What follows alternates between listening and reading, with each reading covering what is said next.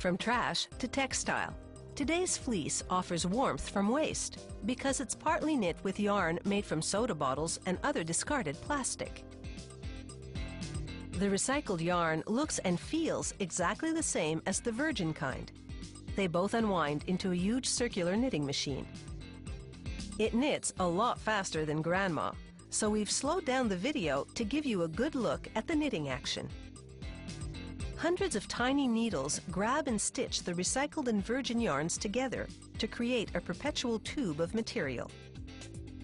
This machine generates nearly a meter of polyester every 2 minutes. Big metal brackets flatten the knitted tube so it can be taken up by a spool. Inspectors check for any major flaws. If necessary, they'll halt production until the problem can be fixed. Then it's over to the laundry department, where a cylindrical machine washes and dries the material. It then dyes the fabric under pressure and adds a water-repellent chemical to the fabric. After another wash and dry, equipment funnels the polyester into a holding bin.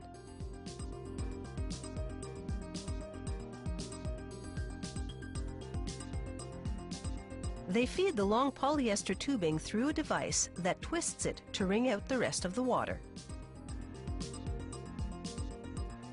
As the knitted tube exits the twister, a circular cutter slits it, turning it into a sheet. This sheet of fabric is thin and not fleecy at all at this point.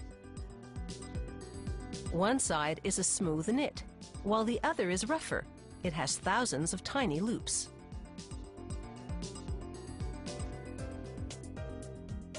Cylindrical wire brushes will transform this polyester into fleece in a process called napping. Each brush spins at a different speed.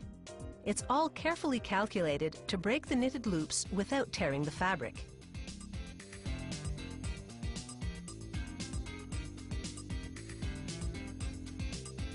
The napped side of the material is now fuzzy and fleecy.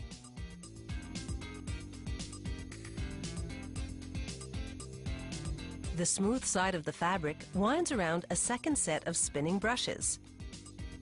They pull fibers through from the fleecy side to evenly distribute them on both sides. The double brushing increases the fabric's thickness 5-fold and builds air pockets into the fleecy pile for insulation. All this without adding weight.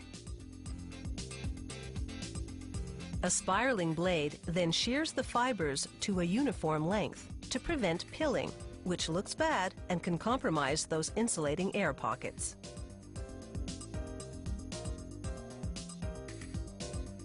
Each production run undergoes a battery of tests, like this one for water repellents.